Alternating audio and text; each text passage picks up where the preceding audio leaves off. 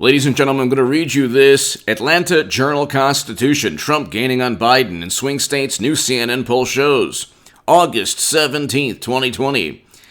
The best part of this article isn't that the poll's margin of error is plus minus 4 percentage points. And President Trump is only down by 4 points. So he's within the margin of error. He's not only tied nationally. In swing states, he's tied in swing states by a margin well within the margin of error. But among those polled in 15 swing states, the survey finds Biden has the backing of 49% of registered voters, while Trump lands at 48%. Biden is up by 1% in the states that will decide the election. What do you think's going to happen during his rambling, incoherent, nonsensical speech, if indeed they are so inept and incompetent to crown Biden nominee? Eventually, I don't know look, it doesn't have to be a calamity. Let's just assume that they say, look, the polls are off. I mean, the polls are now not only narrowing, but Biden's losing in some polls. And let's say he insults, because he's insulted 40 million voters, 40 million citizens.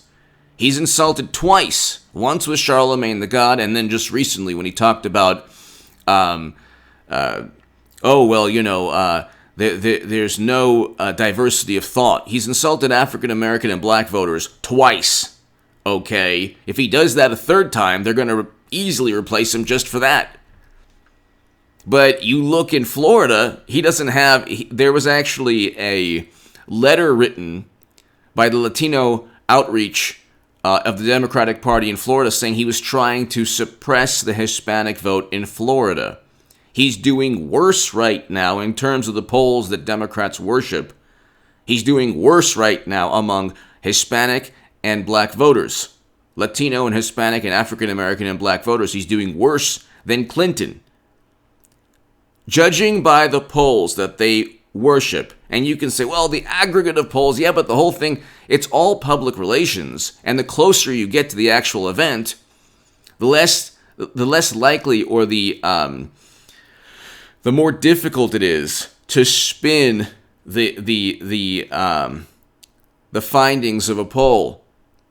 So about a month and a half ago, he was down by 14, President Trump, in a CNN poll. Now he's down by 4, which is the margin of error.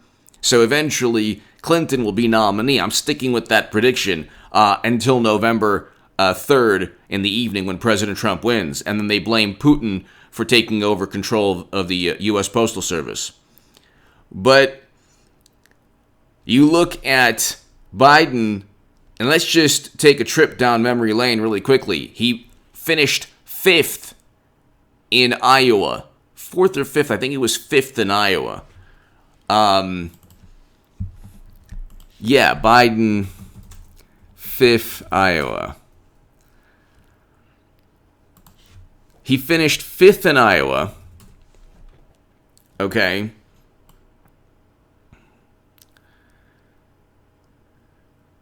Was it 4th or 5th? Anyway, it was horrendous. And then he finished either 4th or 5th in New Hampshire. Okay, so he finished 4th in Iowa. Okay, then he finished 4th in New Hampshire. Okay.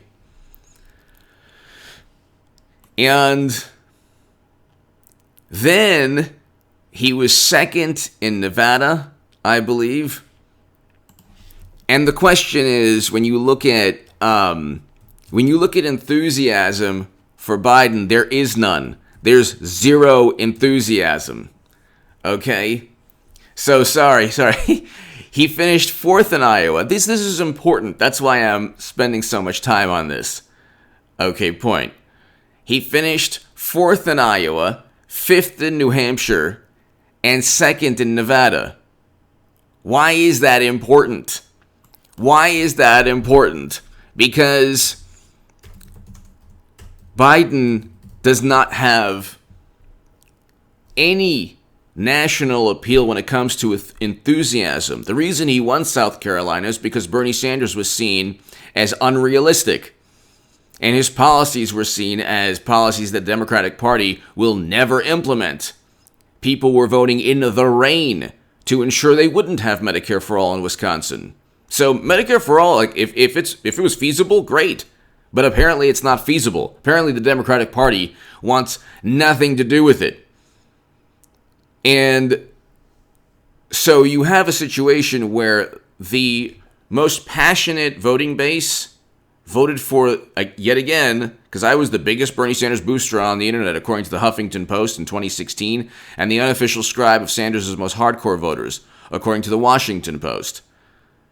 I wanted Americans being brought home from never-ending counterinsurgency conflicts and a reversal of U.S. foreign policy. I get that and a whole lot more with President Trump. Executive order lowering prescription drug prices.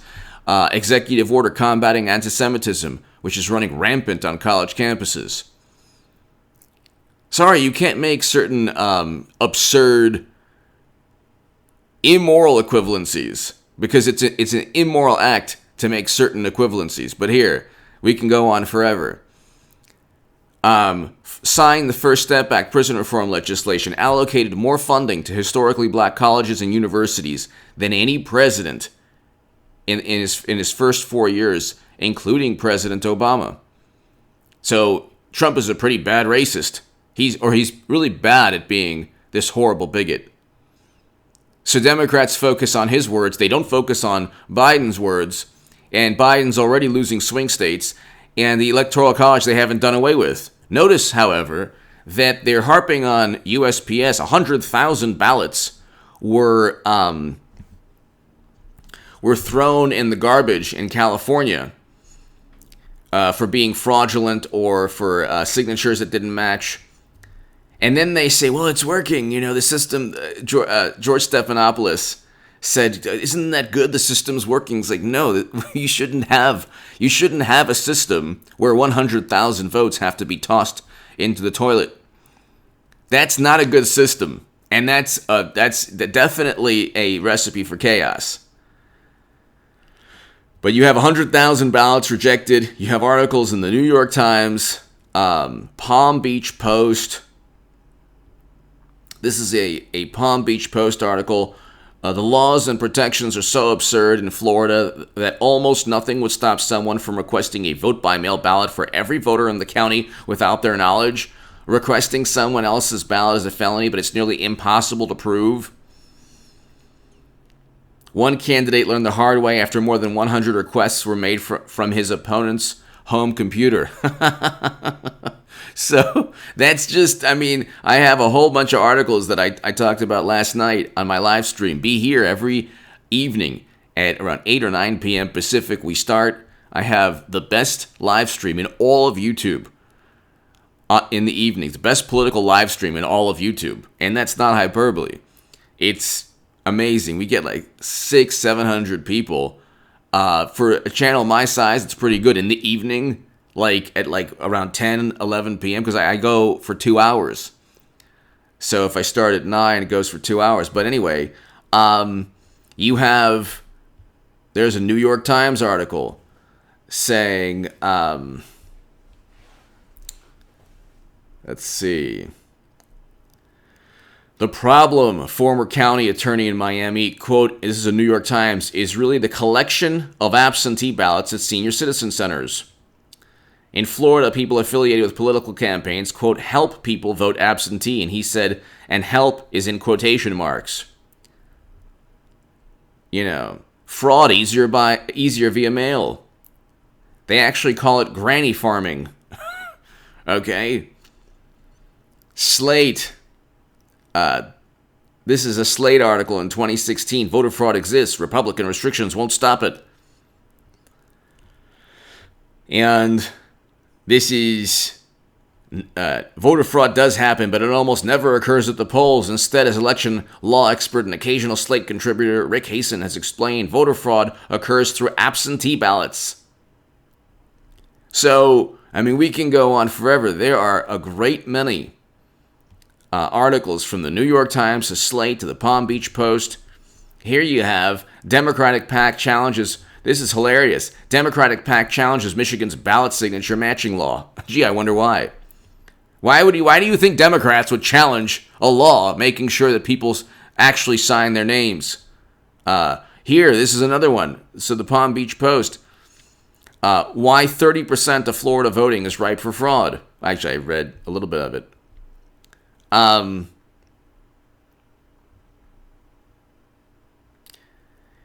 This, I believe, is a New York Times article. Election experts say the challenges created by mailed ballots could well affect outcomes this fall and beyond. And this was several years back, they wrote. If the contests next month are close enough to be within what election lawyers call the margin of litigation, the grounds on which they will be fought will not only be hanging chads, but ballots cast away from the voting booth. So, of course, anything President Trump says, they're going to say the opposite. That's why when they yearn for leadership, then you have a former DHS official today saying, "Oh, well, Trump is really bad, and I'm a former government official." Why would I care what a former government official has to say about Trump? This person knows very well if they say anything negative about Trump, they'll get a book deal. I mean, it is so lucrative. You work for President Trump. Either you worked for President Obama and then you stayed in there for the Trump administration, or you were chosen by President Trump. You have negative things to say about him. You get published in the Washington Post, New York Times. You'll get on CNN, MSNBC. You will be revered for as long as your utility holds up. For as long as they need you. You might even get a book deal. It's so lucrative talking you-know-what about Trump. Meanwhile, people don't like every single thing in their playbook, calling Trump dangerous, cruel, what's the new maniacal, apoplectic, hysterical, fanatical talking point? Our democracy is at stake. It's like Lincoln Project people lost the Republican Party forever with that lame rhetoric, but this is like the Democrats of today have become the early 2000s Republicans. So they're saying that Trump is a threat to democracy. Well, he won because of democracy, okay? If we have a functioning democracy because President Trump won, because you had Klein Smith, who is pleading guilty now. Notice how they don't really care about guilty pleas now, do they? And this guilty plea isn't a process crime. He didn't just lie to an FBI. Well, he was an FBI official. But you have somebody who pleaded guilty to deliberately falsifying information. And you have or falsifying information in the process of trying to set up and frame Carter Page. Lord knows what he said about Brennan and Clapper and Comey and Strzok and McCabe and all of them. But notice how they're not giddy and how MSNBC is not talking about it and obsessing over it. But they're like, oh, Trump is a danger to democracy. These people don't realize that he was set up and framed by intelligence officials, and that our democracy is so robust and strong that people didn't listen to media, didn't care about what intelligence operatives were doing, and still elected President Trump, and they'll reelect him. And I don't trust the Democratic Party as far as I can throw Jerry Nadler. So,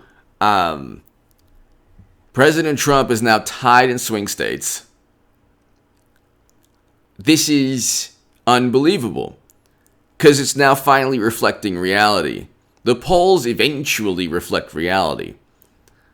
Like, almost always they're public relations. Every once in a while they reflect reality. Reality, the average American right now is not blaming President Trump for the pandemic. That's why the polls are tightening. The average American right now, of all different backgrounds, white, black, Latino, Asian, every background, every ethnicity, they're not blaming President Trump for the economy. because the states that have the highest, and this is a fact, the states that have the highest rates of the pandemic cases and lives lost are Democrats. Democratic states: New York, New Jersey, Michigan, Pennsylvania, Illinois. You can add 3 other Democratic-run states: Massachusetts, a couple other Democratic-run states, and or Massachusetts votes blue always, but in presidential elections. But states that are run by Democratic governors, and it's half of all the lives lost and cases in the pandemic. Go to the New York Times. Nobody looks at the New York Times. Even New York Times pundits don't even look at the New York Times when they tabulate all the lives lost. About 8 states, all blue states, run by Democratic governors, have half or over half of all the lives lost and the cases. And those states have also, and this is horrendous, the highest unemployment rates. And then Democrats are worried about turnout. They didn't care about turnout in Wisconsin when people were literally in the rain. President Trump should tweet out the pictures of people waiting in the rain, many of whom didn't have masks, to vote against Medicare for all. So they voted for Biden. Illinois, Florida, Arizona, and Wisconsin had their Democratic primaries. But notice the Democratic primary doesn't run on the popular vote. Gee, I wonder why. They want to do away with the Electoral College, but they don't want. They want to keep their state primary system. Isn't that funny? Anyway, the Democratic Party, I don't trust it at all. So, and Hillary Clinton's the best candidate they have. So, that says something about the Democratic Party. But she can actually defeat Trump. Biden has 0 chance. Clinton wouldn't either, but she could get a lot closer. I don't see them. I do not see them, trotting out Tales from the Crypt, the exhumed body, to debate President Trump. He'd get eaten alive. Clinton is going to be debating Trump. Clinton will be the nominee eventually. I don't know how it happens, and I'm not, it doesn't have to be a calamity. It could simply be, okay, we made the wrong choice. Why would people, I don't understand why people would find that bizarre. Who cares? The whole thing's a charade anyway. Oh, they wouldn't do that. That's not the way it works. What's the way it works? Debbie Wasserman Schultz was forced to resign in disgrace. What's the way it works? They have a better candidate waiting in the wings in Clinton. Anyway, give me your thoughts below. Be here tonight if you want to be part of a newsletter.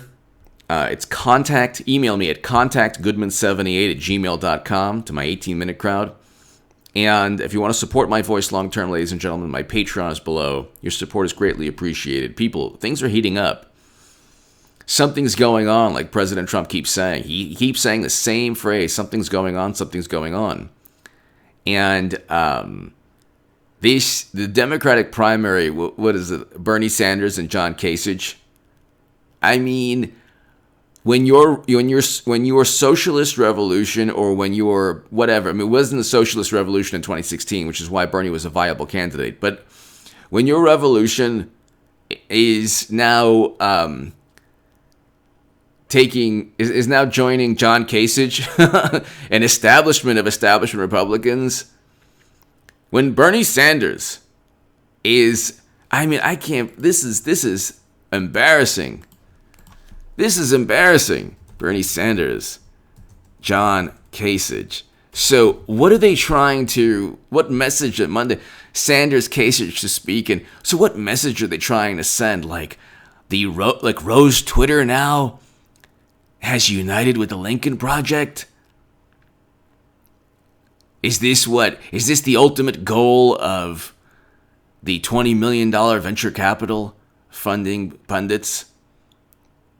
When I was writing about Bernie Sanders, I said Bernie or bust.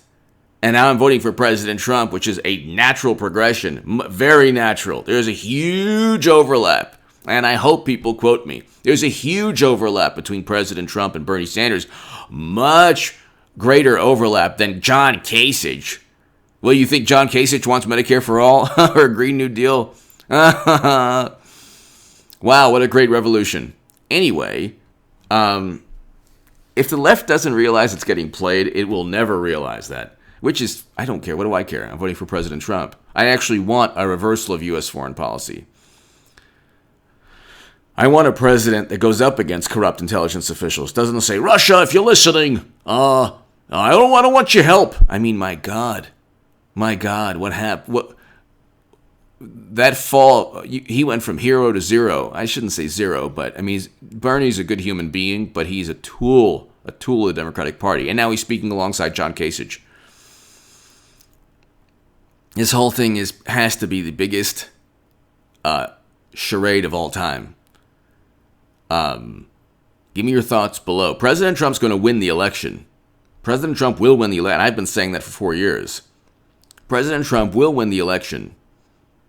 I don't trust the Democratic Party, and everyone knows that Hillary Clinton is the best candidate they have, not Biden. So it's just a matter of time before Clinton replaces Biden because she's a better candidate and for no other reason. Give me your thoughts below. President Trump's going to win again. Be here at around 9 p.m. Pacific tonight for my live stream.